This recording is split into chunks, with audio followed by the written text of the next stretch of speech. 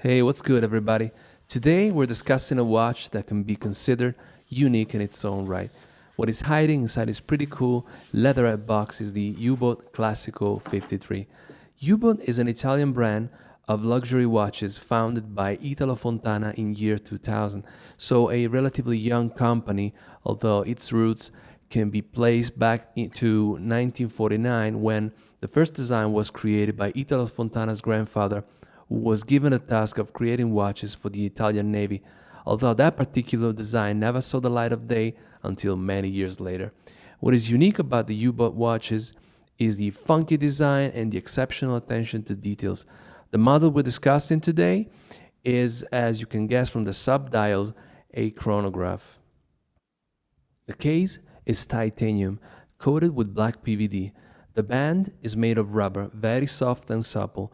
Pushers and crown are placed on the left, so not to interfere with wrist comfort.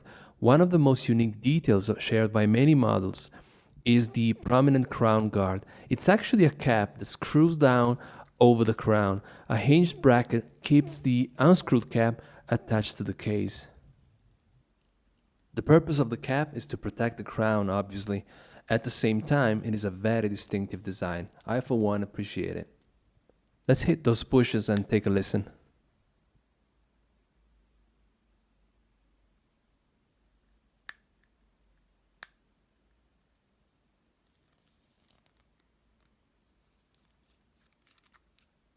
By the way, this design is patent, but what an unusual look.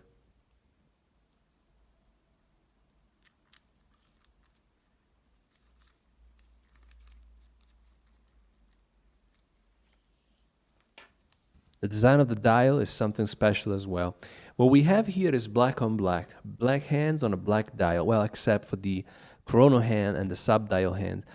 Actually, the dial in itself is sort of a sandwich dial. In fact, underneath the first layer, there's a carbon fiber layer, very interesting visual effect, better appreciated in strong light though. Let's move to the back of the case. The design of matte black finish PVD continues here.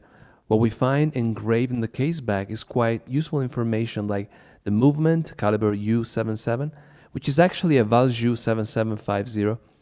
The fact that it is a limited edition of 300 pieces, this is number 19 right here. What is striking though is the display window showing at times the rotor and the balance spring. Now I've asked myself, why is the display window so small and off-centered? Well, I opened the case and not surprisingly, the movement is way smaller than the case itself, so there's just empty space around it. Probably having a full-size window would have been a weird design choice, only my speculation. A couple of design elements. The sapphire crystal is 1.5 millimeter thick and it is flat and protruding from the case. That makes for great visual interest, although there is no anti-reflective coating, so legibility is not great. Also, the U-boat engraving on the flank is a pretty cool look. The clasp is a double butterfly and can easily be adjusted to meet your wrist size. Let me show it to you.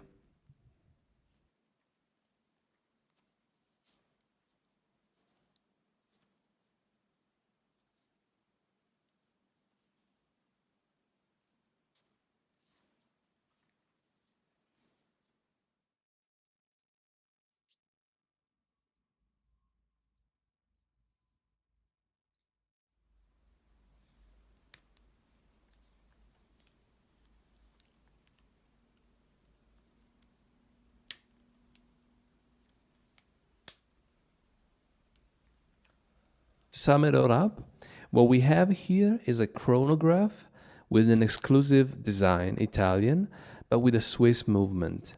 This is the Valjoux 7750. A huge case, 53 millimeters in size, that might actually be overwhelming on a wrist. My size, for example, 70 millimeter, although pretty light as it is titanium after all.